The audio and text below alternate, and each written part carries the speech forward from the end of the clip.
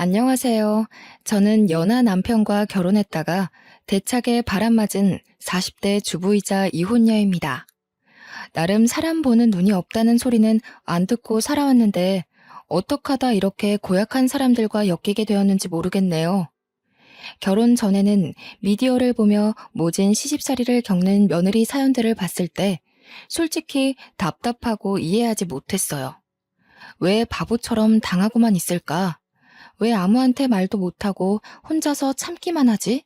했는데 세상에나 그게 제가 될 줄 어찌 알았겠습니까? 저는 학창 시절부터 연애를 많이 해왔는데 많았던 연애 경험만큼이나 살면서 중요한 건 우정보다 사랑하는 사람이라고 생각하며 컸어요.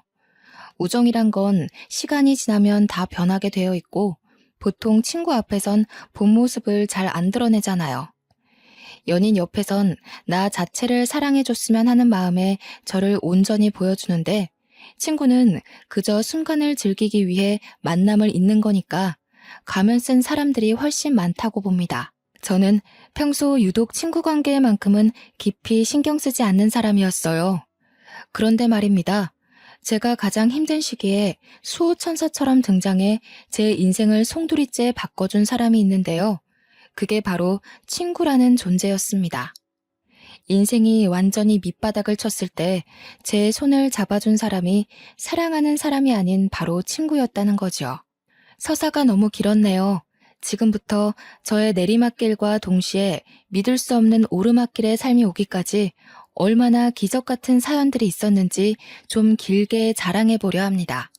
우선 그 친구의 첫인상은 얕은 친구 관계만 유지하던 제게 좀 많이 인상 깊었어요. 그 당시가 고등학교 막바지였던 때였는데 그때 우리 반에 전학 온 친구가 있었거든요. 그 친구는 유독 소극적이고 인사말도 잘 못했어요. 어딘가 모르게 주눅이 들어있는 모습이었죠. 다들 전학생이란 것 자체만으로도 관심을 가질 때 저는 그저 시큰둥한 편이었어요. 별로 친구에 대해 진심인 편이 아니었거든요.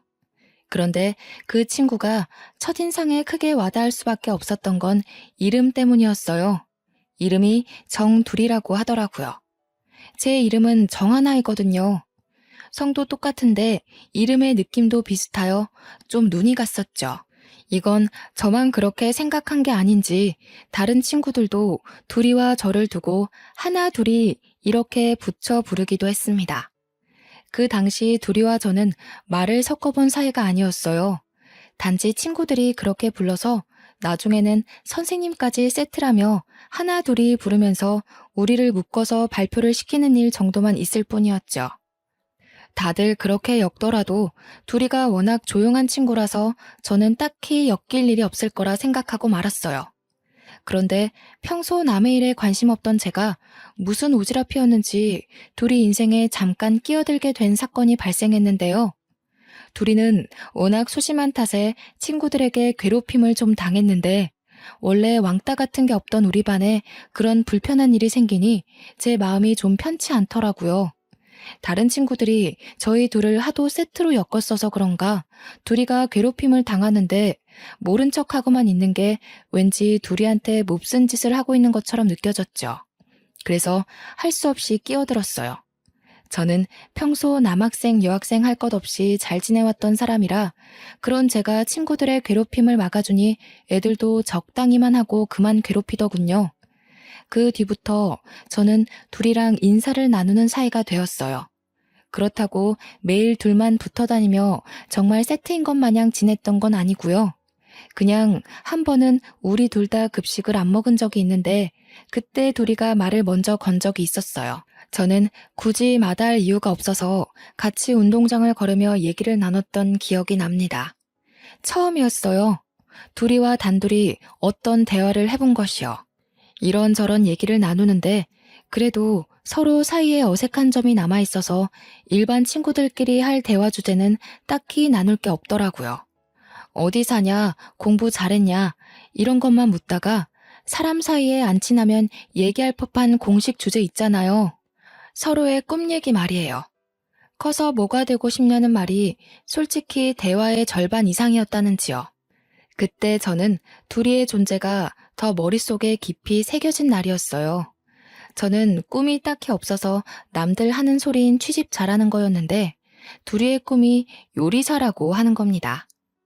듣고 별 생각 없이 요리를 좋아하냐 물어봤어요. 둘이 말로는 나이 차이 많이 나는 동생이 하나 있는데 자기가 장녀이기도 했고 부모님이 둘 다 맞벌이라서 어린 동생을 챙길 사람이 자기밖에 없다고 하더라고요. 부모님도 당연하게 둘이한테 동생을 맡긴대요.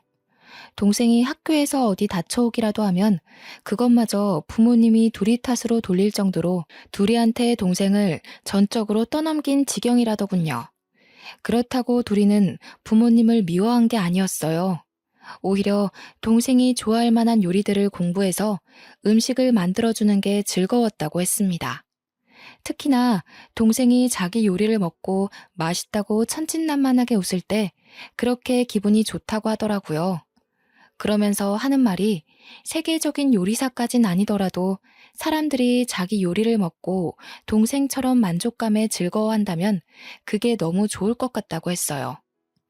요리사가 되고 싶다는 것까진 별 생각 없이 들었는데 그 이유가 너무 진실되고 따뜻해서 저는 그때부터 둘이를 다시 보게 되었어요.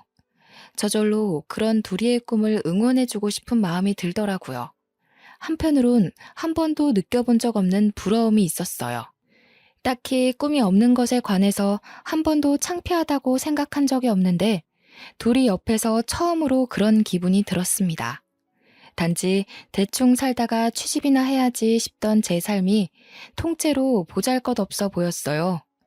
사실 둘이와의 추억은 이게 끝입니다. 그 뒤로도 근근히 연락을 하거나 대화하는 날이 있었지만 공부 때문에 거의 인사만 나누다가 졸업을 했죠. 제가 서울에 있는 대학교에 입학하면서 본가로부터 멀리 떨어지게 되니 둘이와 자연스레 연락도 끊어진 셈이었어요. 저는 무난하게 대학교를 졸업하고 굳이 대학 전공이 필요 없는 평범한 회사원으로 지냈어요. 그러면서 직장 동료의 추천으로 취미로 해볼까 싶어서 공방에 가서 실뜨개를 배우기 시작했었죠. 그때 그 공방에서 운명처럼 남편을 만나게 되었습니다. 그 공방이 뜨개질 공방이라서 남자 손님의 발길은 현저히 적은 곳인데 그렇다 보니 남편이 더 눈에 띄더군요. 남편은 제가 다녀가는 시간에 자주 왔던 손님이었는데요. 부딪히는 순간이 나날이 많아지니까 저희는 자연스레 인사를 나누게 되었어요. 나중엔 남편이 먼저 번호를 물어봐서 뜨개질 얘기로 연락을 하며 지내다가 사귀는 사이까지 되어버렸죠. 오랜만에 하는 연애라서 그런지 이 알콩달콩이 너무 즐겁더라고요. 한참 남편과 꽃같은 시간만 보내던 무렵이었어요. 한날 정말 뜻밖의 사람한테서 연락이 왔습니다. 다름 아닌 고등학생 때 제게 꿈을 다시 생각해 보도록 깨닫게 해주었던 둘이었죠. 솔직히 반가웠어요. 다른 친구들보다 둘이는 저에게 참 착하고 순하며 배우고 싶은 포부를 지니고 살던 멋진 친구였거든요. 너무 오랜만에 연락했지. 좀 더 일찍 연락해서 얼굴 보고 인사도 나눴으면 좋았을 텐데. 하나야, 실은 다름이 아니라 오랜만에 전화해서 이런 말 하는 거 너무 미안한데 혹시 돈 좀 빌려줄 수 있어? 우리 부모님이 얼마 전에 이혼하셨거든. 어쩌다 보니 동생을 나 혼자 돌보고 있는 상황인데 갑자기 동생이 아파서 급하게 수술을 하게 됐어. 나도 이런저런 알바를 해서 돈을 모으고 있긴 한데 이 돈으로는 동생 수술비 하기엔 모자라서 진짜 이런 부탁해서 미안해. 너무 급해서 내가 친구가 없어서 생각나는 사람이 너밖에 없었어. 반가운 마음에 좋아서 받은 전화 너머로 둘이의 울음소리가 들리더군요. 순간 학창시절 동생 생각하며 당찬 꿈을 얘기하던 둘이의 모습이 떠올랐어요. 요리를 좋아했던 것도 동생 덕분이었고 동생을 참 많이 좋아했던 모습이 생생합니다. 저는 둘이가 고등학교 졸업하고 당연히 요리 전공 대학을 갔을 거라 생각했는데 부모님이 이혼하는 바람에 대학도 못 갔다고 하니 얼마나 속상했을까요? 무엇보다 꿈이 뚜렷한 친구였거든요. 그런데 제가 대학 생활을 즐길 당시에 둘이는 배달 일을 하면서 동생의 학비를 벌고 있었다더군요. 지금은 하나밖에 없는 가족한테 수술이 필요한 병이 생겼다 보니까 둘이도 상당히 조급했나 봅니다. 둘이도 아마 오랜만에 연락하는 친구한테 이런 부탁하기 어려웠을 거예요. 둘이는 초조한 마음에 횡설수설 얘기를 했다며 사과를 했지만 저는 충분히 둘이의 사정을 이해할 수 있었어요. 둘이는 그 당시 제가 생각했던 것보다 훨씬 더 많이 괴로운 상황이란 걸 알겠더라고요. 한때 잠시나마 동경했던 친구가 어렵다는 사정을 들었는데 당연히 도와주고 싶었어요. 또 제게 연락하기까지 얼마나 큰 용기가 필요했고 절박했는지 이해하기 때문에 망설이지 않고 바로 둘이에게 걱정 말고 괜찮으니까 계좌번호 보내달라고 했죠. 저는 취직하고 차곡차곡 모아둔 적금까지 깨서 둘이에게 300만 원을 보내줬어요. 둘이는 고맙다는 말을 연신 반복하며 또 울더라고요. 반드시 갚겠다고 하는데 저는 일부러 부담 느끼지 말라고 장난 섞인 말투로 나중에 엄청난 부자가 되면 그때 갚으라고 했어요. 사실 제게도 300만 원이 쉬운 돈은 아닙니다. 그렇지만 그 돈은 못 받는다고 생각을 하고 준 거라서 전혀 불안하거나 아깝지 않았어요. 돈은 또 모으면 되는 거고 친구 사이에 작은 도움이라도 괜찮다면 고된 둘이를 꼭 도와주고 싶었거든요. 저는 공방에서 만난 남자와 2년의 연애 끝에 30살이 되자마자 결혼식을 올렸습니다. 집은 시부모님이 아파트 한 채 주기로 한 걸로 수월하게 진행이 되었죠. 남편과 연애 시절 데이트하면서 남편이 평소에도 번듯하고 유도리 있는 경제관념을 보여준 덕에 집안이 넉넉한 살림이란 걸 예측은 했다만 시댁에서 아파트 한 채를 쉽게 선물해준다고 하니 역시 돈이 좀 있는 집안이구나 싶더군요.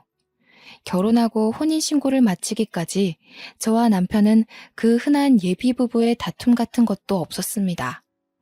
주위에서 어쩜 그렇게 안 싸우고 지낼 수 있냐며 천생연분이라고 말해주었죠. 저는 이게 다 남편 덕분이라고 생각했어요. 남편이 저의 유치한 어리광을 다 이해하며 늘 배려해 주었거든요. 그래서 저는 제 속이 뒤집어지는 시집살이 따위 겪지 않을 줄 알았습니다. 남들도 우리 보고 몇 안 나오는 인꼬 부부라고 부러워했고 시댁 보고 인심이 좋다고 칭찬을 많이 해주었으니까요. 와, 그런데 이게 웬 말입니까? 남들이야 남편과 잠깐 인사해본 게 다이고 시댁 얘기는 저를 통해 들은 게 전부이니 좋게 볼 수밖에 없었겠지만 그들과 이미 식구처럼 마주하던 제가 그 집 사람들의 본 모습을 몰라봤다는 게 지금 생각해도 제 스스로가 머저리 같고 분통이 터집니다. 사람들이 인심 좋다며 칭찬했던 시어머니는 알고 보니 제가 본 사람 중에 제일 꽉 막히고 깐깐한 사람이었고요. 제가 하는 말이라면 끔뻑 죽던 남편은 결혼하고 나니 엄마 말에 끔뻑 죽는 마마보이였더라고요. 결혼하고 한 달 정도 지나니 다들 본색들이 드러나기 시작하는데 며칠간은 어처구니가 없어서 말을 잃고 살 정도였어요. 남편은 다 큰 사람이 징그럽게 시어머니 옆에 달라붙어 엄마 엄마 하며 철딱서니 없이 이거 해달라 저거 해달라 아주 유난을 부리더군요. 어처구니 없는 일은 이게 다가 아니었죠. 심지어 시어머니가 저보고 결혼하자마자 여자가 무슨 돈을 버냐면서 여자가 남편보다 돈을 더 벌면 집안이 망한다고 직장을 그만두라고 하는 거 아니겠습니까? 결혼 전에는 별말 없더니 느닷없이 갑자기 이게 무슨 말인가 싶었어요. 시어머니는 당연히 나이가 있으니 그런 뒤처진 생각을 할 수 있다고 보는데 옆에서 남편이란 사람은 신이 나서 그 의견에 동조를 하고 있는 겁니다. 무슨 소리 하는 거야, 여보. 우리 아직 아이도 없고 충분히 맞벌이 가능한 사정인데 뭐하러 한 사람만 돈을 벌어. 벌 수 있는 상황일 때 부지런히 일해서 모아둬야지. 아니에요, 어머님. 요즘은 한 사람만 벌어서 돈 모으기 힘든 시대잖아요. 그만두는 건 안 될 것 같아요. 저 아직 30대 초반입니다.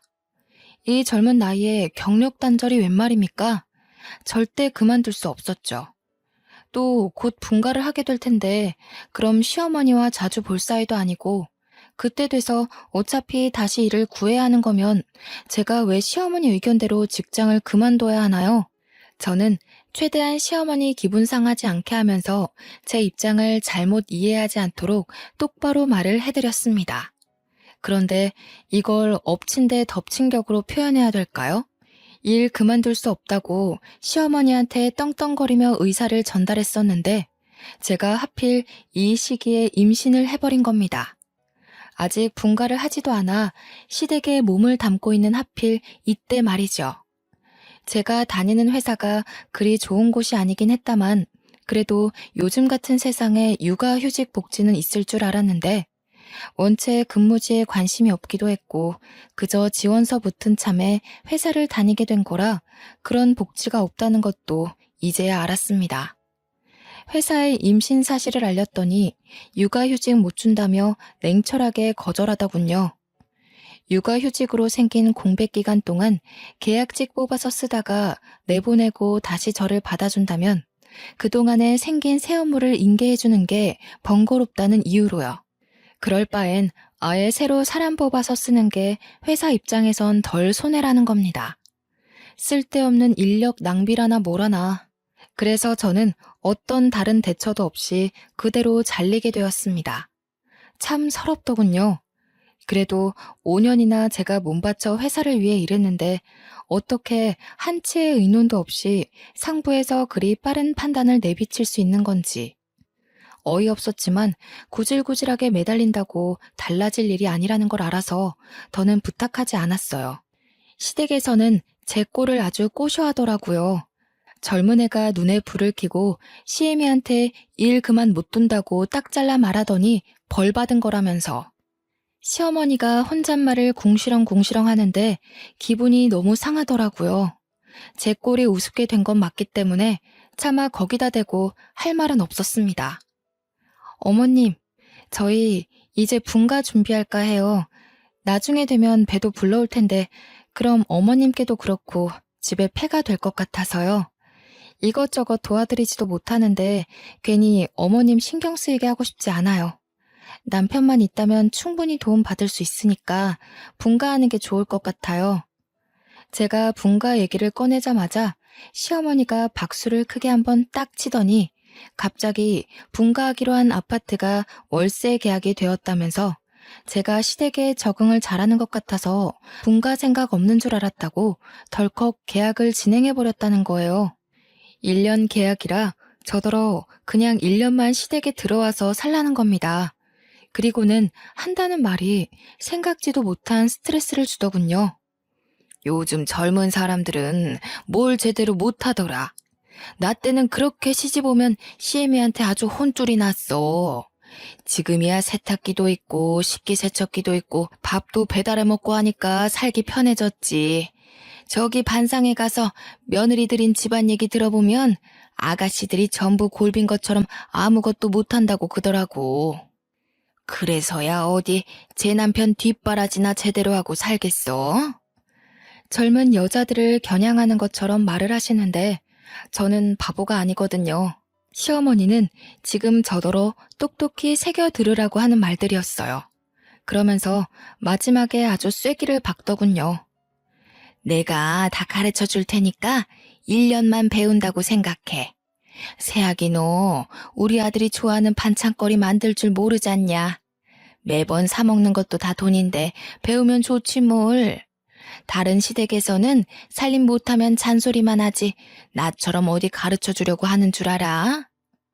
결혼 전에는 자기는 고나리지라는 시애미들 보면 이해 안 간다고 했던 분 맞는지 모르겠더라고요. 사람이 어쩜 이렇게 돌변할 수가 있는 건지. 심지어 제 속을 더 뒤집어 놓은 건 못 모르고 지엄마 얘기를 거들고 있는 남편이었어요. 남편은 시어머니 말이 맞다면서 자기 회사 동료 얘기만 들어봐도 시어머니들이 며느리 살림 지적만 하지 손수 가르쳐 주겠다고 나서진 않는다고 하면서 저보고 복 받은 줄 알라고 하는데 와, 뒤통수를 때려주고 싶더군요. 이건 제가 고집해봤자 얘기만 길어질 뿐 어차피 분가하기로 한 아파트가 계약 들어가는 바람에 집도 없으니 시댁에 있을 수밖에 없는 입장 아닙니까? 그냥 제가 포기하는 편이 빠르다 생각했죠. 그래도 시어머니가 그 아파트 월세로 받는 금액은 원래 우리 남편 주기로 한 아파트이기 때문에 우리 남편 통장에다가 입금해 주겠다고 하더라고요. 일말의 양심은 있었나 봅니다. 그러니 집도 없는 제가 일단 한 발 물러나야지 어쩌겠습니까? 그래, 알겠다고 했고 그렇게 저의 본격적인 시월드가 시작되었습니다. 결혼 후 돌변하는 걸 보고 이미 시집살이를 예상은 했다만 시어머니는 제가 배가 불러오든 말든 집안일의 강도를 높여가기만 했어요. 저는 임산부의 몸으로 시어머니가 시키는 대로 집안일을 하고 장도 보러 나가고 오랜 시간 서서 식사까지 준비하며 지내게 되었습니다. 그런데요, 원래 1년이면 끝나기로 한 아파트 계약이 2년이 되고 3년이 되고 자꾸 늘어나는 겁니다. 살던 사람이 2달 전 연락 와서 재계약하겠다고 하는 바람에 1년 연장되고 또 다른 세입자가 빨리 구해지는 바람에 이번에도 1년을 더 기다려야 하고 이런 식으로 자꾸 늘어나는 게 아니겠어요?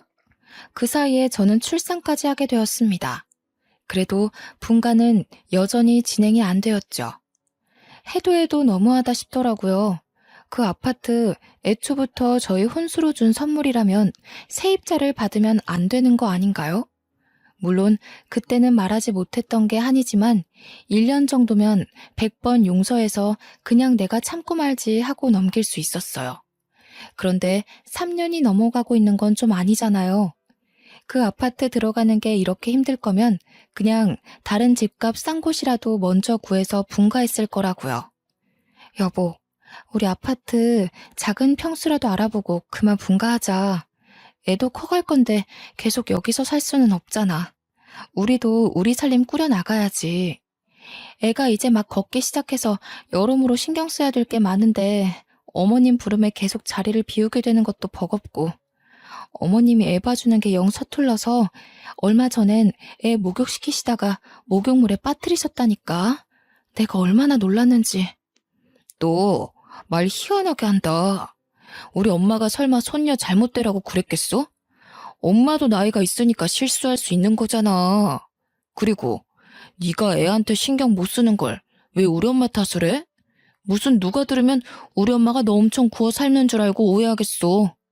제가 정말 얼마나 오죽했으면 시어머니 얘기까지 하면서 남편에게 도와달라 청을 했을까요? 그런데 이 마마보이 남편은 제 말의 요점을 꿰뚫지 못하고 그저 지 엄마 탓을 하고 있는 그 태도만 콕 집어서 지적하더라고요.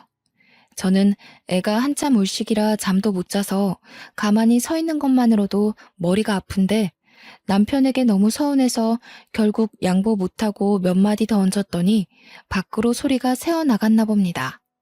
시어머니께서 노크도 없이 저희 방 문을 열고 들어오더군요. 다 늦은 밤에 무슨 소란들이니? 그리고 세아가, 너는 아직도 분가 소리야? 네가 아무것도 할 줄 모르는데 분가에서 둘이 뭐 해먹고 살려고 자꾸 집을 나간다는 거니? 이 집이 이렇게 넓어서 니들 둘 방을 내줘도 한참 남는 평수잖아. 특히 애가 다니기에 위험한 것도 없고 좋지 않아? 앞으로 애는 더 빨리 클 텐데 넓은 집에 있는 게 여러모로 편하지. 그리고 그 아파트 계약 끝나면 어차피 분가하게 될 건데 뜬금없이 다른 집을 알아보는 건 무슨 모자란 생각이니? 어머님, 정말 이런 말씀 안 드리려고 했는데요. 그 아파트 저희 줄 생각은 있는 거예요? 계속 세입자를 받아주신다는 거는 애초에 저희 줄 생각이 없으셔서 계속 계약받았던 거 아닌가요? 저는 이제요, 그 아파트가 정말 있기는 한 건지도 모르겠어요. 도대체 어디에 있는 어떤 아파트예요? 집세가 아쉬워서 이러시는 거면 차라리 저희가 그 집 계약하고 월세 내면서 살게요. 얘기하다 보니 그동안 빡쳤던 서러움이 물밀듯 쏟아지더라고요. 말하고도 후회는 안 했어요. 이참에 그 아파트 얼굴이나 보자는 심산도 있었거든요. 도대체 얼마나 잘난 아파트길래 결혼 전에 그리 자랑을 했고 저를 이만큼이나 참게 만들었는지 확인이라도 하고 싶었어요. 그런데 남편도 어이없는 게 옆에서 시어머니를 또 거들면서 월세가 뭔 말이냐고 돈 아깝다는 겁니다. 시어머니 말대로 여기서 지내면 집세도 안 내고 따로 사는 것보다 돈도 수월하게 모을 수 있는데 아이가 커가면 그렇잖아도 돈이 많이 들지 않냐면서 그런 거 생각하면 한 푼이라도 아끼는 게 좋지 않냐고 하네요. 정말 아이를 생각하는 거라면 시어머니 손에서 굴려지는 아이 엄마인 저를 거들고 구경만 하면 안 될 일이지요. 다 필요 없고 저는 당장 그 아파트 이름이랑 동호수 전부 알려달라고 했어요. 그러니 남편과 시어머니가 망설이면서 눈치를 보더라고요. 너는 어쩜 이렇게 생각이 짧니? 내가 정말 사람을 한참 잘못 봤지. 참한 며느리 들어온다고 아파트 한 채 선물을 그냥 떡하니 해줬더니 그게 의심스러워서 아파트 보여달라고 시애미를 겁박해? 아유, 내 팔자야. 어디 가서 쪽팔려서 말도 못하겠네. 며느리한테 잡혀 사느라 기 한 번 못 펴고 산다고. 그러거나 말거나 저는 계속 요구했습니다. 그랬더니 결국 시어머니가 휴대폰을 가지고 오면서 제게 그 아파트 정보를 내놓더군요. 눈으로 보니까 속 시원하냐고 시어머니가 떵떵거리는데 저는 그저 아파트 정보만 기억하기 바빴어요. 그리고는 시어머니와 남편 둘이 방을 나서버리더군요. 둘이서 뭐라고 수군대는 것 같았는데 관심 없었어요. 아파트 확인하겠다는 제 입장은 허튼 소리가 아니었기에 저는 사진으로만 만족하지 않고 다음날 인터넷 등기소 사이트에서 바로 등기부 등본을 떼어봤죠. 아, 그런데 이게 웬 날벼락입니까? 그 아파트는 애초부터 주인이 생판 다른 사람이더라고요. 분명 시어머니가 시아버지 이름으로 산 집이라고 했었거든요. 헌데 제가 본 이름은 아버님 것도 아니고 어머님 것도 아니었어요. 어이가 없던 저는 그대로 등기부 등본을 들고 시어머니한테 보여줬죠. 이게 뭔 줄 아세요, 어머님? 제가 방금 등기부 등본을 떼어봤는데 이게 어머님께서 저희한테 혼수로 주신 아파트 등기부 등본이에요. 이 호수 주인 이름이 아버님도 아니고 어머님도 아니던데 도대체 어떻게 된 일이에요? 아니 이게 다 뭐야? 지금 기어코 이걸 확인하려고 등기소까지 찾아갔다는 거야? 너 원래 이렇게 독한 애였니? 이렇게까지 해야겠어? 시어머니는 무척 당황했는지 자신이 뭐라고 하는지도 모르고 얼렁뚱땅 제 인품을 탓하기 시작하더라고요. 대화의 요점을 파악 못하는 게 꼭 지 아들이랑 닮아서는 문득 남편이 참 쓸데없는 것까지 물려받았단 생각을 했어요. 그렇게 시어머니랑 말씨름을 하면서 속속들이 알게 된 정보인데 알고 봤더니 아파트 한 채 있다고 한 거부터 다 거짓말이었더군요. 당연히 남편 통장에 월세 넣어준다고 한 것도 다 거짓말이었고 저는 애초에 남편과 결혼할 때 분가하는 조건으로 결혼했거든요. 그걸 따지고 들면서 알게 된 사실인데 남편은 아파트가 준비 안 되어 있다고 하면 제가 결혼 안 해줄 거라고 생각해서 시어머니랑 입을 맞추고서 저를 낚은 거였어요. 2살이 된 딸이 있는 데다가 결혼 생활을 3년이나 보낸 상태였기에 저는 더 큰 배신감이 들었어요.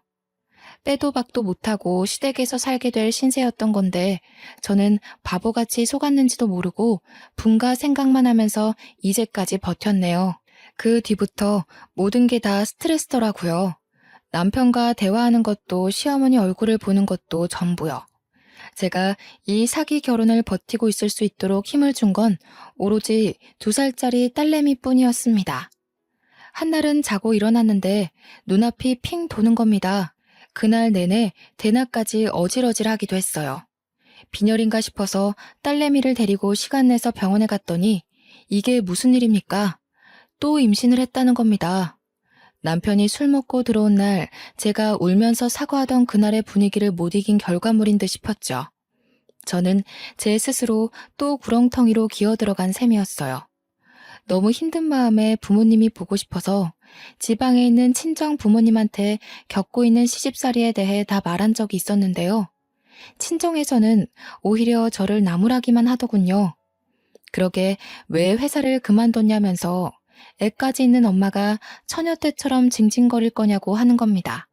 정말 가장 힘든 시기인데도 불구하고 제 편은 아무도 없다는 생각이 온 머릿속을 지배했어요. 그게 너무 서러워서 매일매일 우는 날만 늘어갔죠. 친정 부모님은 원래 10년 동안 한자리에서 분식점을 하고 있었는데 최근 장사가 너무 안 돼서 분식점 접을까 하고 있던 참이었다고 하더라고요. 그래서 저한테 더 매정했던 거였어요.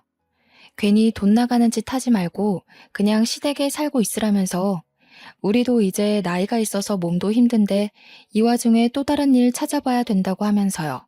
그러니 지금 당장 저를 봐줄 사정이 여의치 않으니 힘들더라도 참고 시댁 식구들이랑 잘 지내보라고만 말하셨어요. 결국 저는 그렇게 감내하는 시간을 지속하다가 너무 스트레스가 심해 불면증까지 생겨버렸어요. 병원에선 더 이상 스트레스를 받으면 유산될 수도 있다고 경고까지 했는데 남편이란 작자는 아직도 시어머니 앞에서 밥 반찬으로 투정 부리기만 하는 철부지였어요. 뭐 저런 자식이 다 있는지 보고만 있어도 오라가 치밀었지만 또 이악 물고 참았습니다. 그런데 어느 날 제 인내심을 결국 터뜨리게 한 사건이 있었어요. 제가 남편의 휴대폰에서 기혼 남녀가 들어있는 단톡방 하나를 발견했거든요.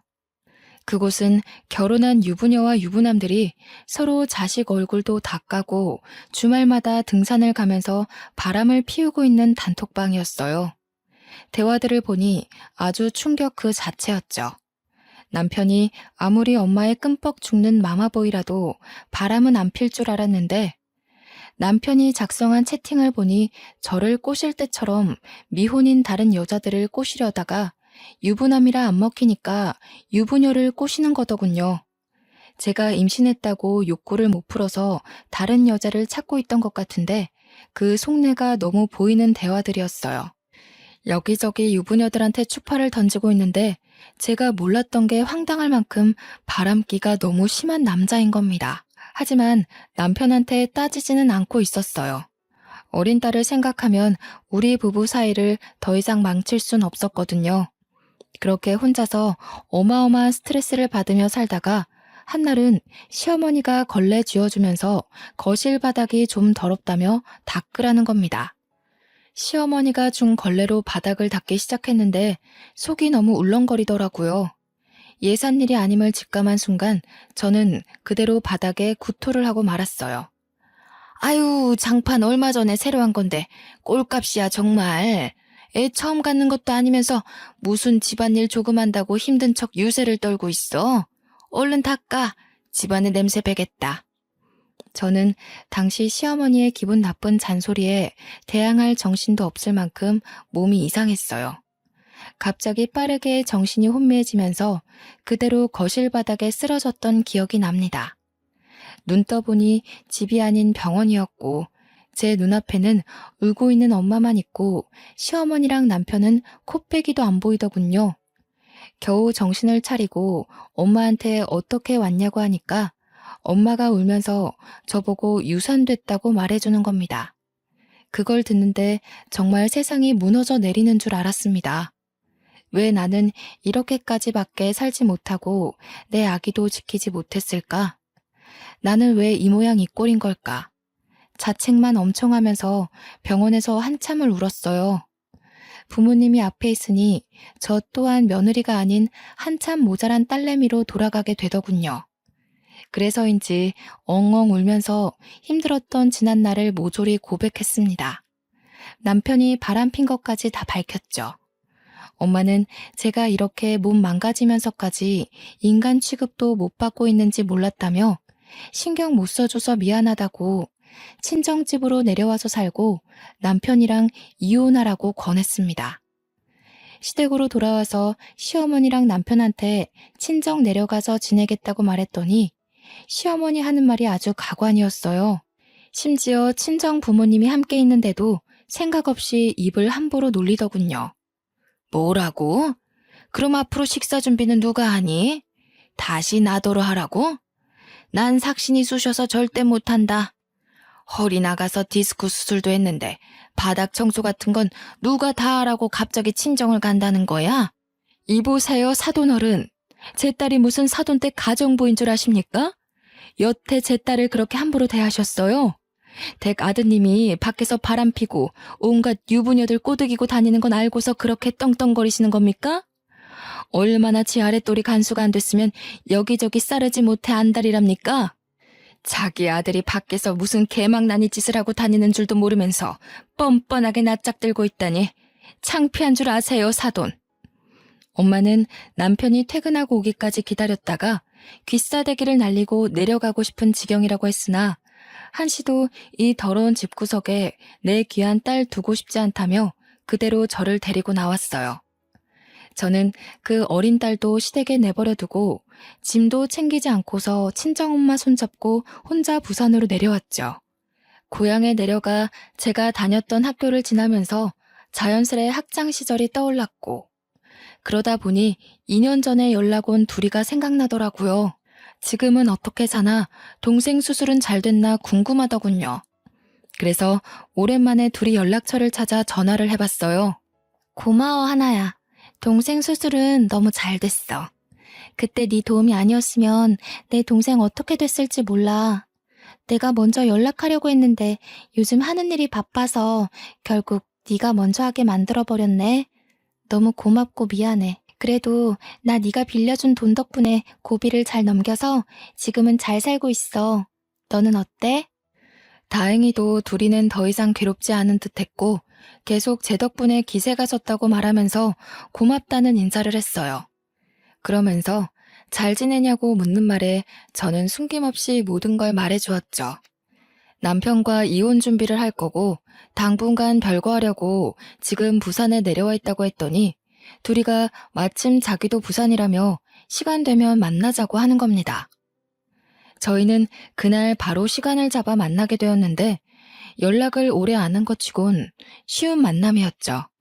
그렇게 만난 둘이의 모습은 고등학생 때에 비해 훨씬 말끔해지고 비싼 명품백도 들고 있는 게 아니겠습니까? 딱 봐도 잘 살고 있는 모습을 보니 제가 다 기뻐서 어떤 일 하냐고 하는 일이 되게 성공했냐고 이것저것 물어보고 있더군요. 네가 빌려준 돈 300만 원으로 동생 수술 무사히 시키고 남는 돈으로 토스트 장사를 했거든. 노상에서. 옛날에 내가 말해준 적 있잖아. 동생한테 계란 토스트 만들어주기도 했다고. 그걸 대학교 앞에서 팔았는데 생각보다 장사가 너무 잘 되는 거야. 덕분에 그렇게 번 돈으로 동생 재활까지 잘 마치고 본격적으로 가게를 차려서 시작해봤는데 고맙게도 장사가 더 잘 되더라고. 하다 보니 프랜차이즈도 차리게 됐어. 지금 한 5개 정도 운영 중이야. 정말? 웬일이야. 너무 잘 됐다. 너 어릴 때 요리사 하고 싶다더니 정말 하고 싶은 요리하면서 대성공했네? 진짜 너무 축하해. 옛날에도 느낀 거지만 넌 반드시 잘 될 것 같았어. 저는 어릴 적 둘이가 가진 그 포부가 이루어진 걸 보면서 진심으로 축하를 해줬더니 둘이는 오히려 제가 아니었으면 자신의 꿈을 이룰 수 없었다고 하는 겁니다. 저보고 동생을 살려준 은인이고 자신의 꿈을 이룰 수 있게 해준 스승이라면서 제가 받은 은혜를 갚아주고 싶다고 하더군요. 친구끼리 뭘 갚냐고 그때 갚으라고 했던 건 장난이었다고 괜찮다 했더니 둘이가 이날만을 기다렸다고 하더라고요. 그러면서 하는 말이 자기가 사업하는 토스트 가게 하나를 공짜로 줄 테니 친정 부모님이 하고 있는 망한 분식집을 빨리 정리하라고 하대요. 그리고 그 토스트 체인점에서 번 수익은 본점에 내는 수수료 없이 전부 다 가지라고 하는 겁니다. 그것만으로 충분히 보답을 받았다고 생각했는데 둘이는 저만을 위해 한 가지를 더 제안하더군요. 제가 손재주가 좋은 걸 알고 뜨개질 공방까지 하나를 마련해 주겠다고 하는데 저는 너무 놀라서 그렇게까지 할 필요 없다고 거절했어요. 하지만 둘이는 그 당시 정말로 죽을 만큼 많이 힘들었던가 봅니다. 저의 작은 성의가 지금까지도 자신을 힘나게 한다고 하더라고요. 그러다 이번엔 제 사정을 듣고서 서울에 있는 마마보이 남편에게 이혼 소송하라고 제안까지 했습니다. 하지만 돈이 없던 저는 그걸 준비할 만한 여건이 안 된다고 고개를 내저었어요. 내가 도와주고 싶어. 하나야, 변호사 선임에 드는 비용까지 대줄 테니까 소송은 꼭 해. 너 그 결혼 생활하면서 많이 힘들었잖아. 당연히 네 인생 망가진 것에 대한 보상 받아야 되고 시댁에서도 그만한 벌을 받는 게 맞아. 둘이가 조리 있게 이것저것 많이 알려주었는데 덕분에 저는 여의치 않던 마음에 용기가 생기더라고요. 저는 그 이후 시댁이 아파트 있다며 속인 것부터 남편이 휴대폰으로 유부녀들이랑 바람피고 다닌 흔적들 다 모아서 이혼소송을 때렸습니다. 1년간 시달린 끝에 양육권도 제가 가져오게 되었고 딸아이를 데리고 부산으로 내려와서 공방에서 딸을 키우며 뜨개질 일을 시작했어요. 처음엔 수세미랑 아기 모자 같은 간단한 것들만 만들어 팔다가 조금 더 공부를 하여 파우치나 젊은 사람들이 좋아할 만한 생활용품들을 만들어 팔았더니 생각 외로 꽤 반응이 좋은 겁니다. 하다 보니 욕심도 나고 배우는 것도 재밌고 해서 아예 가죽 공예까지 공부를 한 다음 직접 지갑이랑 가방, 휴대폰 케이스도 만들어 보았어요. 한 땀 한 땀 예쁘게 만들어서 가격도 올려받아 온라인 사이트에 팔아봤더니 이게 웬일입니까? 대박이 난 겁니다. 한 달 수익이 제가 다닌 보잘것없던 회사 급여보다 훨씬 월등했어요. 다행히 우리 딸에게 어렵지 않게 모든 걸 지원해 줄 수 있는 여건이 되었고 그것만으로도 저는 발 뻗고 편히 잘 수 있게 되었죠. 단순히 취미로만 썩혔던 제 손재주를 둘이가 알아준 덕분에 저는 더 큰 곳에서 솜씨를 발휘하게 된 셈인데요. 친구를 잘 뒀다는 말을 이럴 때 해보나 봅니다. 우리 부모님도 둘이 덕분에 차린 토스트 가게로 장사를 막 시작했는데 수익이 너무 좋다더군요. 일주일에 두세 번씩은 둘이가 우리 딸 먹으라고 공방으로 본인이 순수 만든 수제 간식을 가지고 옵니다. 딸이 둘이를 얼마나 좋아하는지 이모 왔다면서 조망만한 입술로 이모 부르며 달라붙는데 아마 둘이가 우리 딸을 엄청 예뻐하고 아껴줘서 딸이 더 따르는 거겠죠. 이 계기를 통해 둘이와 저는 학창시절 때와는 비교할 수 없을 정도로 돈독해졌어요. 동네도 같아서 단짝 친구를 넘어선 자매처럼 지내고 있답니다. 둘이가 꿈을 포기하지 않고 도전을 했고 그 은혜를 갚기 위해 저를 기다리고 찾아준 것이 이렇게나 소중한 인연을 만들어 주었네요. 늘 감사하면서 살고 있는 부분이에요. 서로가 가장 필요한 순간에 나타나서 도움을 주게 된 것도 아마 하늘이 맺어준 귀한 인연이 아닌가 싶습니다. 이번 일을 통해 느끼게 된 게 있는데요. 도움이 필요한 사람에게 내가 해줄 수 있는 물질적 크기가 얼만큼이냐라는 건 중요한 게 아닌 것 같아요. 내가 너무도 힘든 상황에 처했을 때 작은 마음이라도 그 고마운 손길을 내밀어 준다면 그것이야말로 받는 사람 입장에서는 세상에서 가장 커다란 도움이 아닐까 싶어요. 저는 부산에서 이대로 평화롭게 지낼 생각이에요. 앞으로 이 행복이 쭉 오래되었으면 좋겠네요. 다들 저처럼 주변의 소중한 인연들로 인해 행운 같은 나날들을 보내시길 바랍니다. 느린 손가락으로 눈 아프게 글을 써내려가다 보니 벌써 늦은 밤이 되었군요. 그럼 편안한 밤 되세요.